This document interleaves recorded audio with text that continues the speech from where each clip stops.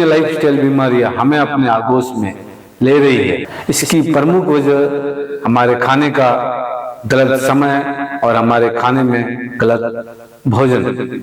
इसका ताजा उदाहरण है नवजोत सिंह सिद्धू। कोशिश करता हूँ 6:30 बजे के बाद खाना नहीं खाऊं, वो अन्न उसके बाद मैं बंद कर देता हूँ। और लेट नाइट के अंदर जो आप अपने शरीर को जितनी तकलीफ पहुंचाते हो, उससे ज्यादा तकलीफ कभी नहीं हो सकती। आज हमारी हेल्थ के लिए, हमारे इन्वायरमेंट के लिए बहुत जरूरी है और हमारी जिम्मेवारी भी है कि हमारे ट्रेडिशनल फूड, मोटा अनाज, मिलेट जो हमारी थाली से लुप्त हो गया है, उसको फिर से हमारी थाली में लेकर आए। नमस्कार, मैं हूं ललित। आज हमें high insulin, insulin resistance, prediabetes, diabetes, high blood pressure, high cholesterol, autoimmune disease, thyroid, heart disease, cancer, insomnia, tension, depression, migraine, headache, obesity, digestive disorder जैसे gas, acidity, constipation, IBS, respiratory disorder जैसे sinus, asthma, neurological disorder और अन्य lifestyle बीमारियां हमें अपने आगोश में ले रही है। इसकी प्रमुख वजह हमारे खाने का गलत समय और हमारे खाने में गलत भोजन। अगर आप इनमें से किसी भी बीमारी के गिरफ्त में हैं या फिर किसी अन्य लाइफस्टाइल बीमारी के गिरफ्त में हैं, तो अपने खाने के समय को बदल के, अपने खाने की थाली को बदल के उसको रिवर्स कर सकते हैं। आज हमारे मन में यह धारणा बन गई है कि खाने के समय को बदल के, खाने की थाली को बदल के केवल हम बीमारियों को प्रिवेंट कर सकते हैं, लेकिन खाने के समय को बदल के, खाने की थाली को बदल के हम हर लाइफस्टाइल बीमारी, फिर वो दुनिया में से किसी भी नाम से जानी जाती हो, उसको रिवर्स कर सकते हैं। इसका ताजा उदाहरण है नवजोत सिंह सिद्धू। उनका एक वीडियो वायरल हुआ जिसमें उन्होंने बताया उनकी धर्मपत्नी 4 स्टेज कैंसर के गिरफ्त में थी। डॉक्टरों ने यह कह दिया था कि वो ठीक नहीं हो सकती, लगभग डॉक्टरों ने यह कह दिया था कि वो ठीक नहीं हो सकती। इसके बाद उन्होंने अपने खाने की थाली को बदल के, खाने के समय को बदल के और अपनी मजबूत इच्छा शक्ति से इस 4 स्टेज कैंसर पे विजय प्राप्त की। ये वीडियो हमारे लिए भी प्रेरणादायक हो सकता है। आज लगभग हम सबकी भोजन की शुरुआत 6-7 बजे के आसपास बेड टी के रूप में होती है और हम अपने शाम का भोजन रात को 9-10 बजे और कभी कभार मिडनाइट भी में लेते हैं। जब हम इतने बड़े विंडो में भोजन लेते हैं तो हमारे वाइटल ऑर्गन जैसे कि intestine, pancreas, stomach, liver, kidney वगैरह वगैरह, उनको बिना किसी रेस्ट के काम करना पड़ता है। जैसे ही वो बिना किसी रेस्ट के काम करते हैं, उनकी वर्किंग कैपेसिटी, उनके काम करने की कार्य क्षमता कम होती जाती है और वर्किंग कैपेसिटी का कम होते ही धीरे धीरे हमें बीमारियां अपने आगोश में लेने लगती हैं। हमारी प्राण शक्ति जो हमें लगातार हमारी बॉडी को हील करने का प्रयास करती रहती है। जब हम इतने बड़े विंडो में भोजन लेते हैं तो हमारी प्राण शक्ति डाइजेशन का काम भी अच्छी तरह से कंप्लीट नहीं कर पाती। बिना डाइजेशन का काम कंप्लीट किए वो हमारी बॉडी के कार्बेज को रिसाइकलिंग, क्लींजिंग नहीं कर पाती, क्योंकि हमारी प्राण शक्ति एक समय में एक ही काम कर सकती है। इसलिए अपने भोजन को एक टाइम रेस्ट्रिक्टेड विंडो में ही ले। हमारा शरीर दिन के समय में वर्कआउट, वेकअप और भोजन के लिए डिजाइन है, और दिन के समय में हमारा शरीर नेचुरल लाइट में रहने के लिए डिजाइन है। और इसके विपरीत रात के समय में हमारा शरीर उपवास के लिए, स्लीपिंग के लिए और डिम लाइट में रहने के लिए डिजाइन है। जैसे ही हम इसके विपरीत जाते हैं तो हमारा सर्केडियन रिदम, हमारा रूटीन डिस्टर्ब होता है। इससे हमारा बॉडी क्लॉक, हमारा इंटरनल क्लॉक दिशाहीन होता है, और इंटरनल क्लॉक के, बायोलॉजिकल क्लॉक के, बॉडी क्लॉक के दिशाहीन होने से ही हमें बीमारियां अपने गिरफ्त में लेने लगती हैं। और जैसे ही हम अपने रूटीन को सही करते हैं, इससे हमारा बॉडी क्लॉक रीसेट होने लगता है और बीमारियां, सभी लाइफस्टाइल बीमारियां रिवर्स होने लगती है। इसी रिसर्च के लिए 2017 में 3 अमेरिकन साइंटिस्टों को नोबेल प्राइज मिला। लेकिन हमारे लिए ये कुछ नया नहीं है। जिस बात को हम अनादिकाल से कह रहे थे, उस बात को साबित करने के लिए रिसर्च की गई। रिसर्च का मतलब अरबों खरबों का खर्चा। खैर, आज वो बात साइंस बन गई, साइंटिफिकली अप्रूवल हो गई। इसलिए अपने खाने के समय को दिन के समय 8 घंटे के विंडो में ही रखें। जैसे अपने भोजन की शुरुआत, अपने ब्रेकफास्ट की शुरुआत सुबह 10 बजे करें और शाम का भोजन 6 बजे तक समाप्त कर लें। सूरज डूबने के बाद भोजन ना लें। बस आप ये तय कर लें कि सुबह 10 बजे से पहले आप कुछ ना लेंगे और शाम को 6 बजे के बाद जो भी लेंगे वो इस 8 घंटे के विंडो में ही लेंगे। इससे 16 घंटा का उपवास हो जाएगा, 16 घंटा की इंटरमिटेंट फास्टिंग हो जाएगी। इससे हमारी डाइजेस्टिव सिस्टम को 16 घंटा रेस्ट मिलेगा और वो रेस्ट के साथ काम करेंगे। रेस्ट के साथ काम करने से उनकी कार्य क्षमता इंप्रूव होगी। और ये 16 घंटा का गैप हमारे बॉडी को, हमारे गट में ज्यादा से ज्यादा अच्छे बैक्टीरियाओं को रिलीज करने का मौका देंगे। और इन अच्छे बैक्टीरियाओं की जिम्मेवारी होती है कि हमारे शरीर में हार्मोन को सही तरीके से, सही मात्रा में और सही क्वांटिटी में रिलीज करे, जो कि हमारी हेल्थ के लिए बहुत जरूरी है। इसलिए हमारे गट को हमारे शरीर का सेकंड ब्रेन भी कहा जाता है। और हमारे गट की हेल्थ का अच्छा होना हमारी ओवरऑल हेल्थ के लिए बहुत ही जरूरी है। और जैसे ही हम 6 बजे के आसपास अपना डिनर कंप्लीट कर लेते हैं, तो जब हम सोने जाएंगे तो हमारी प्राण शक्ति डाइजेशन का काम कंप्लीट कर चुकी होगी।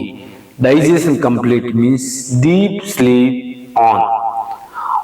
गहरी नींद में हमारा शरीर अपने आप को अच्छी तरह से हील कर पाएगा।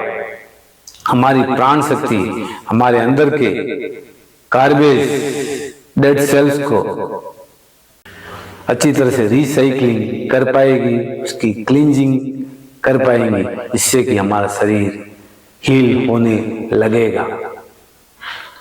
और अगर आप सुबह जल्दी ब्रह्म मुहूर्त में उठना चाहते हैं तो आराम से उठ सकते हैं। ब्रह्म मुहूर्त में उठने से हमारी मेंटल, फिजिकल और स्पिरिचुअल हेल्थ इंप्रूव होगी। और डीप स्लीप के लिए कम से कम रात को सोने से 1 घंटे पहले मोबाइल, लैपटॉप, टीवी को देखना अवॉइड करें, क्योंकि उनसे निकलने वाली ब्लू एलईडी लाइट हमारे बॉडी क्लॉक को डिस्टर्ब करती है, जिससे कि हमारा शरीर सही मात्रा में मेलाटोनिन को प्रोड्यूस नहीं कर पाता, जो कि डीप स्लीप के लिए जरूरी है। और ये 16 घंटा का उपवास हमारे शरीर को ऑटोफेजी में ले जाएगा। ऑटोफेजी क्या है? हमारा शरीर अरबों खरबों कोशिकाओं से बना है। इन कोशिकाओं को एनर्जी जो हम भोजन ग्रहण करते हैं उनसे मिलती है, लेकिन जब ये एनर्जी लेते हैं तो कुछ कार्बेज डेड सेल्स भी प्रोड्यूस होते हैं। इन कार्बेज का डेड सेल्स का शरीर में इकट्ठा होना ही बीमारी है। जब ये कार्बेज ब्लड में एक्यूमुलेट होता है तो उसे कहते हैं high blood pressure, high sugar या हाई कोलेस्ट्रॉल। जब ये कार्बेज डेड सेल्स ब्रेन में इकट्ठे होते हैं तो उसे कहते हैं न्यूरोलॉजिकल डिसऑर्डर। जब ये कार्बेज ब्लड वेसल्स में इकट्ठे होते हैं तो उसे कहते हैं हार्ट डिजीज। जब ये कार्बेज ट्यूमर के रूप में ग्रो करने लगते हैं तो उसे कहते हैं कैंसर डिजीज, इस तरह वगैरह वगैरह। और आयुर्वेद में भी कहा गया है सर्वे रोगाणा निदानम कुपिता मल। सभी रोगों का मुख्य कारण है हमारे शरीर में टॉक्सिन कार्बेज का इकट्ठा होना। लेकिन जब हम उपवास रखते हैं, जब हम भोजन से दूर रहते हैं, तो हमारा इंटेलिजेंस शरीर इस कार्बेज को, डेड सेल्स को एनर्जी में बदलता है, उनकी रिसाइकलिंग करके और नए सेल्स का निर्माण करते हैं। इस प्रोसेस का नाम है ऑटोफेजी। इसी रिसर्च के लिए 2016 में जापानी साइंटिस्ट योशिनोरी ओसुमी को नोबेल प्राइज मिला था। लेकिन हमारे लिए कुछ नया नहीं है। हमारे पूर्वज बहुत ही ज्यादा इंटेलिजेंट थे, इसलिए उन्होंने उपवास को बिलीव के साथ जोड़ दिया। इसलिए हमारे धर्म में उपवास का, फास्टिंग का अपना अलग ही महत्व है। और आयुर्वेद में भी कहा गया है लंघनम परम औषधम, मीन्स उपवास एक सुपर मेडिसिन है। आइए सुनते हैं इसके बारे में बॉलीवुड सुपरस्टार अक्षय कुमार क्या कहते हैं। कोशिश करता हूँ 6:30 बजे के बाद खाना नहीं खाऊं, वो अन्न उसके बाद मैं बंद कर देता हूँ। और लेट नाइट के अंदर जो आप अपने शरीर को जितनी तकलीफ पहुंचाते हो उससे ज़्यादा तकलीफ कभी नहीं हो सकती। बिकॉज रात को जब आप 10 बजे 11 बजे खाना खा के सो जाते हो तो 3.5 घंटे 4 घंटे लगते हैं आपके पेट को उसे डाइजेस्ट करने के लिए। तो आपका सारा शरीर सो रहा होता है सिवाय आपके पेट के। एंड देन जब आप सुबह उठ जाते हो फिर आप वापस नाश्ता करते हो। So basically 24 hours your stomach is working. And हम जैसे कि हम सभी जानते हैं कि डिजीज जो होती है वो पेट से निकलती है। जितने भी disease problems, whether it's ulcer, whether it's cancer और एनीथिंग। सो मैं एक लेमैन के हिसाब से समझा रहा हूँ कि इंसान को हम इंसानों को 6:30 बजे के बाद बिल्कुल नहीं खाना चाहिए। अक्षय कुमार ने जो ये बात कही वो बिल्कुल सत्य है। भले वो अपने विज्ञापनों में कुछ भी कहे, लेकिन ये बात बिल्कुल सत्य है। हम अपने खाने के समय के साथ खाने की थाली में भी बदलाव करते हैं तो वो सोने पे सुहागा हो जाएगा। फिर चाहे आप किसी भी लाइफस्टाइल बीमारी से पीड़ित हैं, आपको ठीक होने में दुनिया की कोई भी ताकत रोक नहीं सकती। आज हम सबकी सुबह की शुरुआत एक प्याले चाय से होती है और उसमें मिठास के लिए हम व्हाइट शुगर को मिलाते हैं। ये दूध वाली चाय और ये व्हाइट शुगर केवल और केवल हमारे एडिक्शन के लिए, इसका कोई हेल्थ बेनिफिट हो ही नहीं सकता। उल्टे ही हमारे स्वास्थ्य के लिए हानिकारक है। सुबह की शुरुआत दूध वाली चाय से और व्हाइट शुगर से करके शायद ही हम अच्छे स्वास्थ्य की कल्पना कर सकते हैं। मोटा अनाज मिलेट जो कि एक पौष्टिक आहार होने के साथ हमारा ट्रेडिशनल फूड है।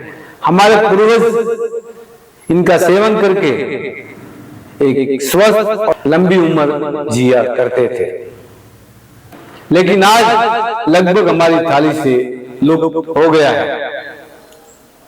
इसके बदले आज हमारी थाली में गेहूं और व्हाइट राइस ही है और इसके साथ हमारी थाली में डिब्बाबंद food, process food, refined food बहुत ज्यादा मात्रा में है। हमारे आदरणीय प्रधानमंत्री जी के प्रयासों से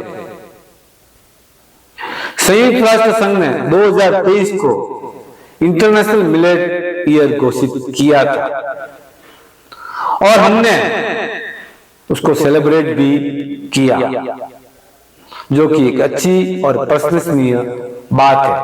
आज हमारी हेल्थ के लिए, हमारे इन्वायरमेंट के लिए बहुत जरूरी है और हमारी जिम्मेवारी भी है कि हमारे ट्रेडिशनल फूड, मोटा अनाज, मिलेट जो हमारी थाली से लुप्त हो गया है, उसको फिर से हमारी थाली में लेकर आए। डॉक्टर कादिर अली, जो कि एक फूड साइंटिस्ट है, जिन्हें पद्मश्री अवार्ड से भी नवाजा जा चुका है, जिन्हें मिलेट मैन ऑफ इंडिया के नाम से भी जाना जाता है, उन्होंने ग्रेन्स को मून कैटेगरी में बांटा है, नेगेटिव, न्यूट्रल और पॉजिटिव। नेगेटिव ग्रेन्स में गेहूं और व्हाइट चावल है। उनके हिसाब से गेहूं और व्हाइट राइस का सेवन लगभग सभी बीमारियों का प्रमुख कारण है, क्योंकि इनको सेवन करने से ये इमीडिएट ब्लड में ग्लूकोज को रिलीज कर देते हैं और इनकी खेती करते वक्त केमिकल, पेस्टिसाइड और फर्टिलाइजर भी बहुत ज्यादा रिक्वायरमेंट होते हैं और पानी भी बहुत ज्यादा, और इसलिए इनकी खेती हमारे भूमि के उपजाऊपन को भी निगल रही है। इसके बाद न्यूट्रल मिलेट में बाजरा, जवार, रागी, मक्का वगैरह वगैरह। उनके हिसाब से एक स्वस्थ व्यक्ति इन न्यूट्रल मिलेटों का आराम से सेवन कर सकता है। इसके बाद पॉजिटिव मिलेट, उसमें 5 मिलेट है, सामा, कुटकी, कोदरा, कंगनी और हरी कंगनी। इन पॉजिटिव मिलेटों में एक हीलिंग प्रॉपर्टी है जो हमारे शरीर को हील कर सकते हैं। इन्हें वर्त का चावल भी कहा जाता है, क्योंकि इन मिलेटों को नवरात्रि के फास्टिंग के दौरान इनका सेवन करते हैं और ये रेशे से भरपूर होने के कारण इनका सेवन करने से हमारा शरीर अंदर से साफ हो सकता है। ये मिलेट बहुत ही कम पानी या बारिश के पानी में ग्रो हो जाते हैं और इनकी खेती भूमि के उपजाऊपन को भी बरकरार रखती है। इसलिए इन मिलेटों का सेवन करके हम अपने आने वाली पीढ़ियों के लिए पानी को, इन्वायरमेंट को बचा सकते हैं और भूमि के उपजाऊपन को भी बरकरार रख सकते हैं। So guys, eat millet, save soil, save health, save water. The China study human health और डाइट पे की गई सबसे बड़ी केस स्टडी। चाइना स्टडी का कंक्लूजन यह था कि अगर हम अपने भोजन में प्लांट बेस्ड डाइट जैसे कि fruits, raw vegetables, green leaves, nut, dry fruit, sprout को शामिल करते हैं तो हमारी हर बीमारी ठीक हो सकती है। इसके विपरीत meat, nonveg, dairy food, packing food, process food, refined food का सेवन हमारे शरीर में क्रॉनिकल इलनेसेस जैसे कि diabetes, heart disease, chronic kidney disease के खतरे को बढ़ा सकते हैं। कैसे अपनी थाली को डिजाइन करें कि वो मेडिसिन का काम करे। सुबह ब्रेकफास्ट में केवल और केवल फल ही ले, सीजनल और रीजनल, पेट भर के, प्लेट भर के, इसके सिवाय कुछ भी ना ले। लंच और डिनर में 2 प्लेटें रखे, प्लेट 1 और प्लेट 2। प्लेट 1 में प्लेट भर के रॉ वेजिटेबल्स और प्लेट 2 में होम मेड कुक फूड। पहले प्लेट 1 को कंप्लीट करें, उसके बाद प्लेट 2 को ले। प्लेट 2 में गेहूं और चावल की जगह हमारा ट्रेडिशनल फूड मिलेट को ले। इसके साथ ही packing food, refined food, process food को 0 कर दें और एनिमल फूड, उसमें नॉन वेज और डेयरी फूड को 0 कर ले। As a snacks sprouts, dry fruit या नट ले। डिनर को सूर्यास्त से पहले कंप्लीट कर ले। सूरज डूबने के बाद कुछ ना ले। इसके साथ ही आधा से पौने घंटे की धूप ले और रोज कम से कम 1 घंटा धरती माँ मिट्टी से जुड़ के रहे। मैं गारंटी के साथ कह सकता हूं, खाने का ये समय और खाने की ये थाली आपको जिंदगी की अंतिम सांस तक निरोगी रखेगी। धन्यवाद।